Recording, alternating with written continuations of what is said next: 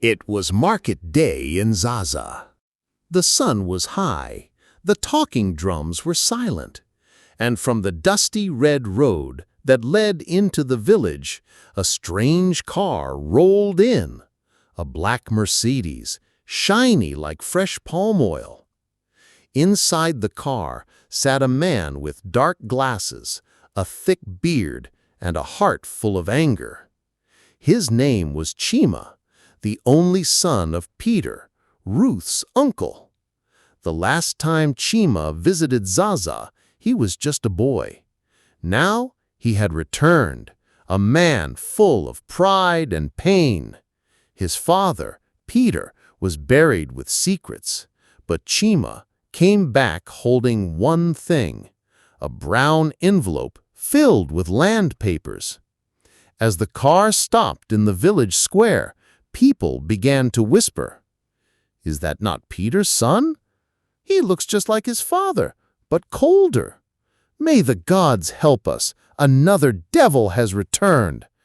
Chima stepped out of the car. His shoes crushed dry leaves. His eyes scanned the village, but he walked straight to one place, Grandma Dorothy's house. The house stood quietly at the end of the road. The roof was rusty, the walls were cracked, but the compound smelled of peace and old stories. Grandma Dorothy was outside, sweeping her compound with a worn-out broom. She saw the man coming. She did not move. She just said, "So the lion's cub has returned." Chima didn't answer. He walked straight to the front gate, made with a weak zinc sheet and 2 sticks, and ripped it down with his bare hands. "This land is mine now," he said coldly. "Pack your things and leave, today." The broom in Grandma's hand stopped moving.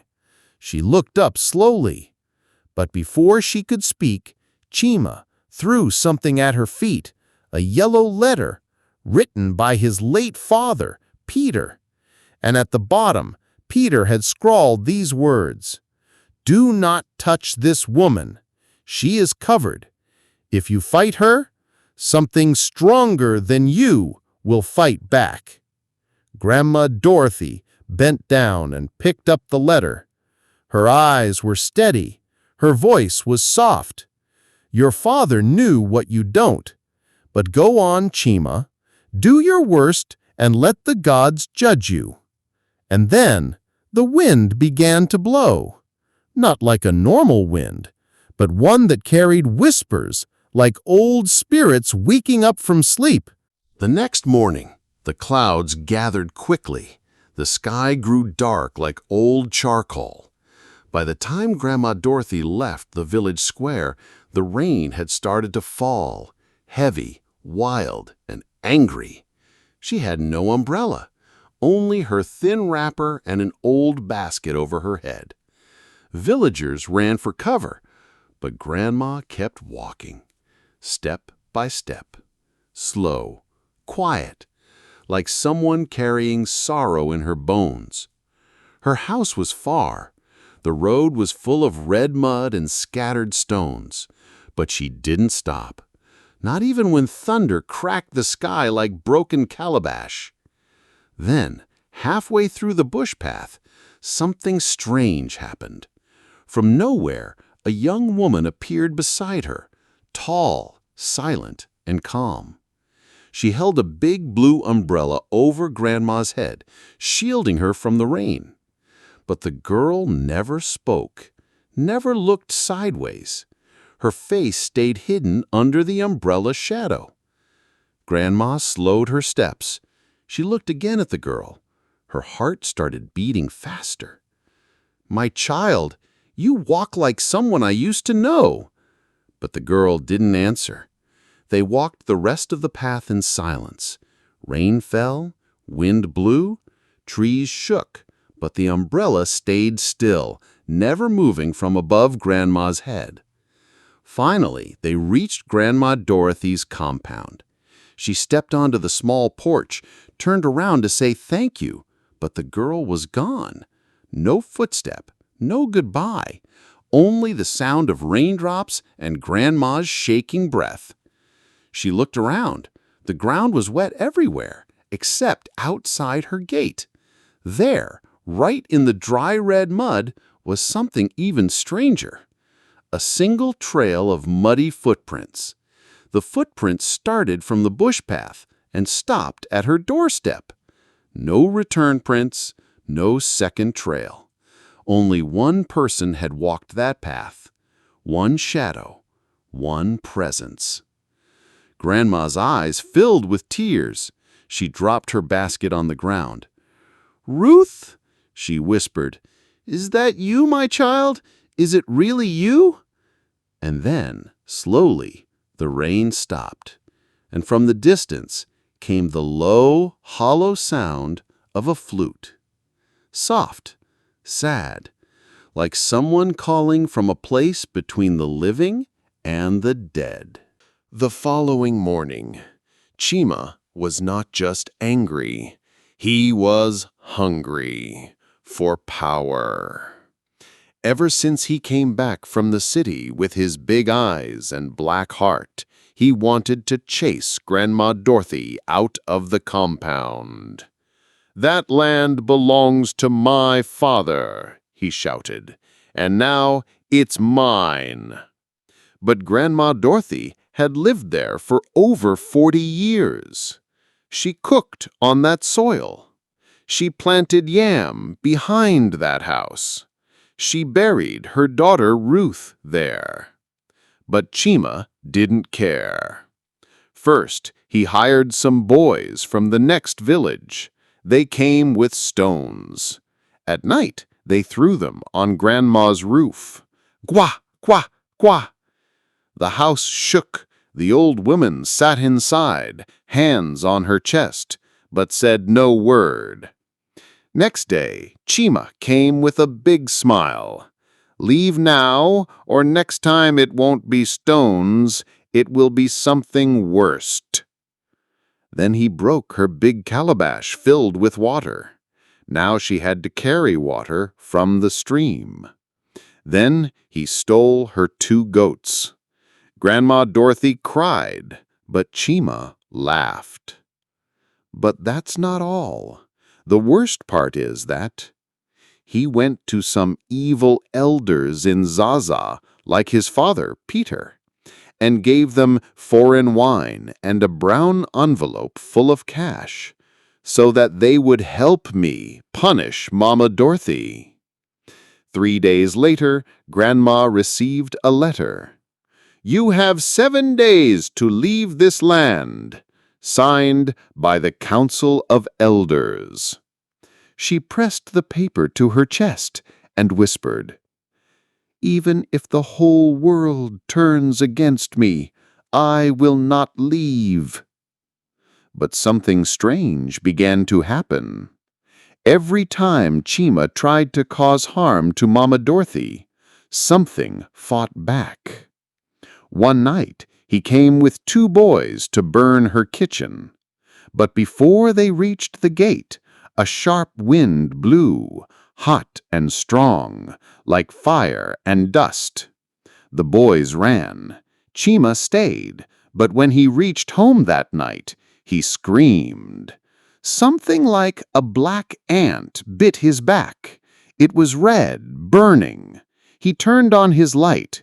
No ants, no rats, nothing. Only the sound of crickets and a shadow on the wall.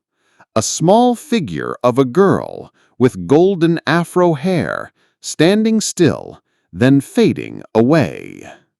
But Chima didn't see her.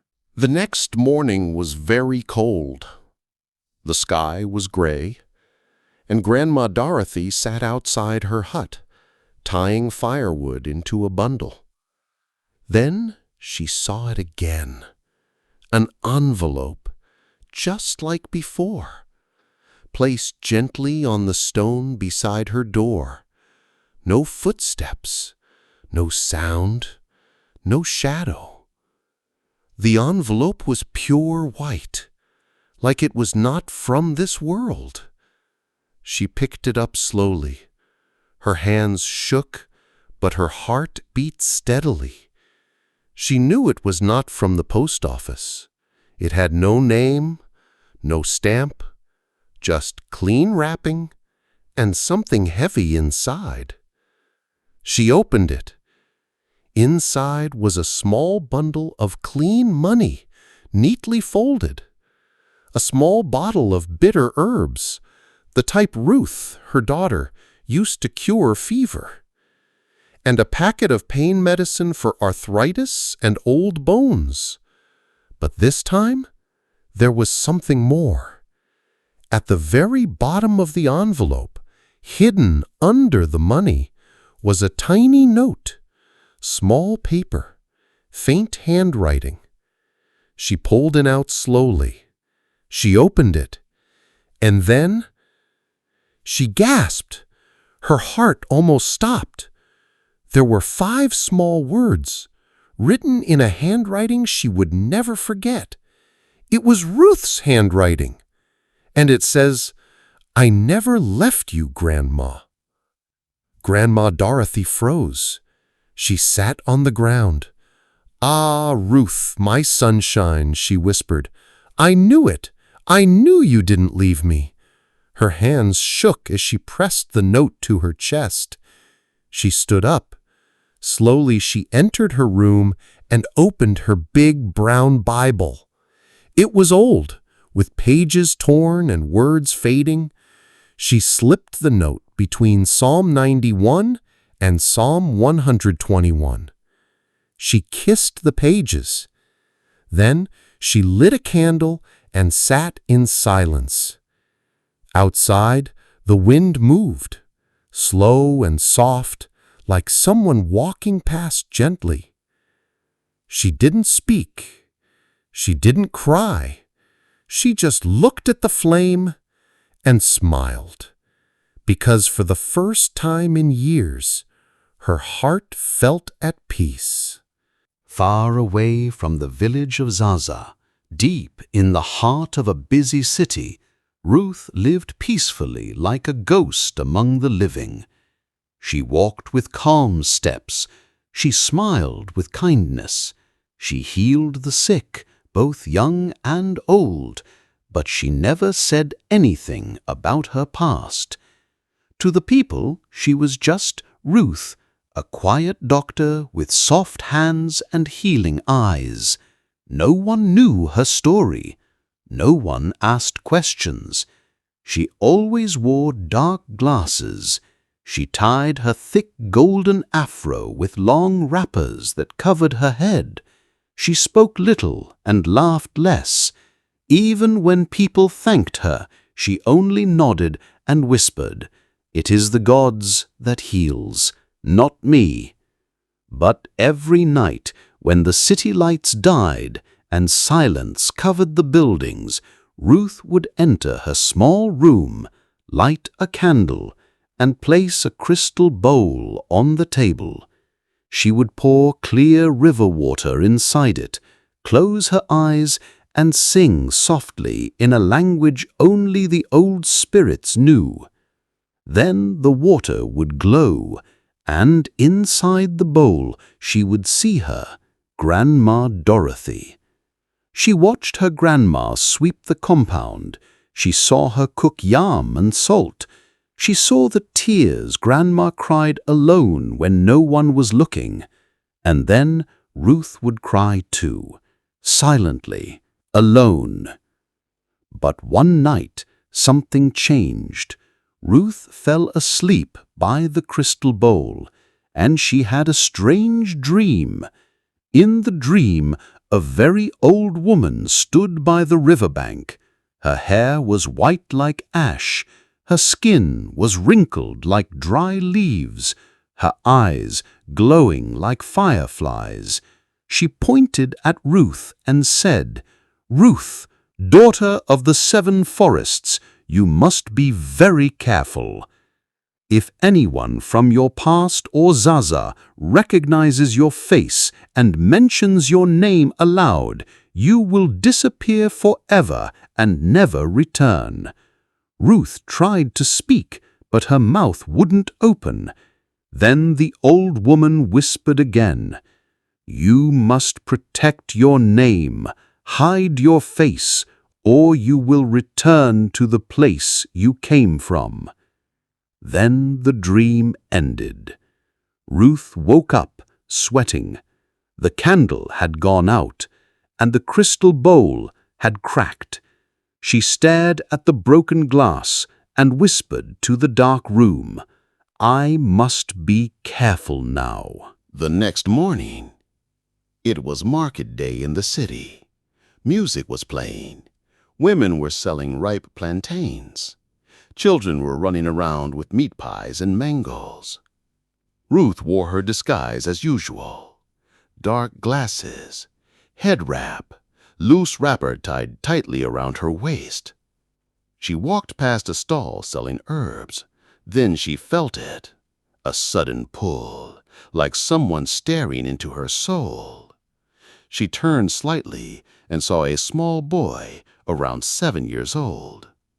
He had a scar on his chin, just like the boys from Zaza. He stared at Ruth like he knew her from somewhere. Then he shouted, "Mama! Mama! Look, it's Ruth!" Before he could mention her name, Ruth didn't wait. She dropped the basket in her hand and disappeared into the crowd. She ran through narrow alleys, her heart beating like a drum. She ran until she reached her small house. She shut the door, bolted the windows, and fell to the ground. Her skin was pale, her lips were shaking, her hands could not stop trembling. "Oh my goodness, that little boy almost said my name," she whispered, holding her chest. Then suddenly the room felt strange. The trees outside her window bent and shook. The candle blew out on its own, and in the darkness Ruth heard a soft whisper, deep and slow. "Ruth, you have broken the rule. Ha ha ha! You were warned, and now your time is near." She covered her ears, but the whisper entered her bones. She tried to speak, to call on the river spirit for help, but no sound came out. Her mouth moved, her throat pushed, but no voice came. She tried to speak again, still nothing. Ruth had lost her voice, and now the curse had begun.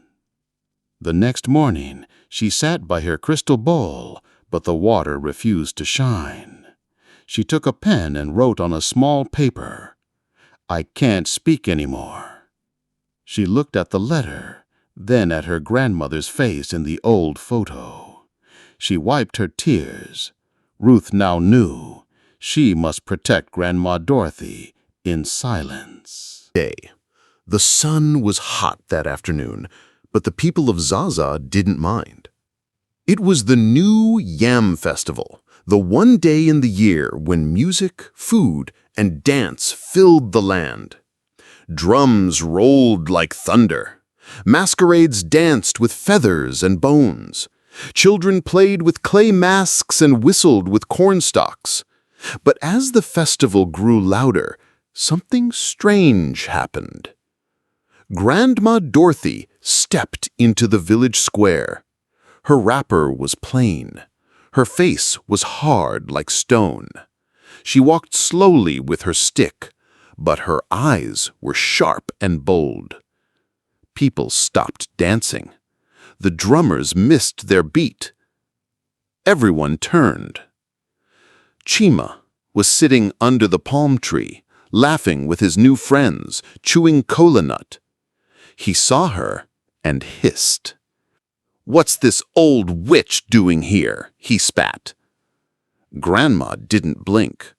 She walked straight to the center of the square where the village shrine is. Forest, beyond the last hut, behind the dancing shadows of the trees, a figure stood. Tall, dark, beautiful, and wrapped in soft city cloth. It didn't speak. It didn't move, but Grandma Dorothy knew that shadow. She had seen it in her dreams. She had nursed it as a baby, and she buried it with her tears 6 years ago. It was Ruth, and for one quiet second, the wind paused.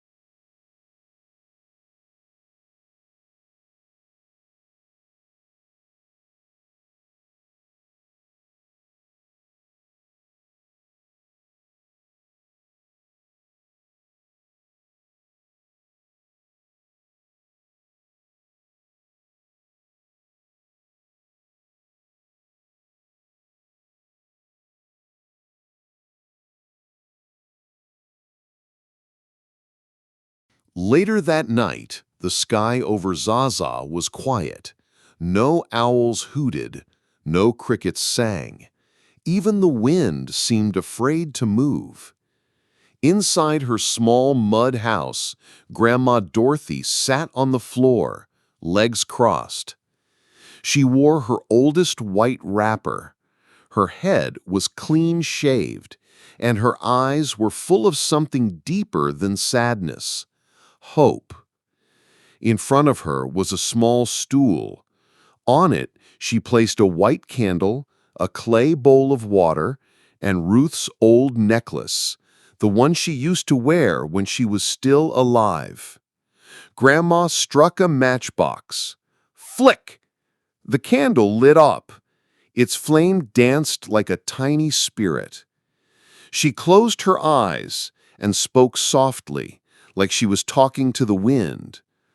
"Oh, my ancestors, I do not ask for much.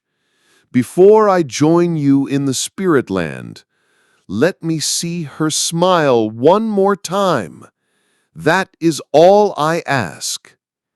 A tear rolled down her cheek and landed in the bowl of water.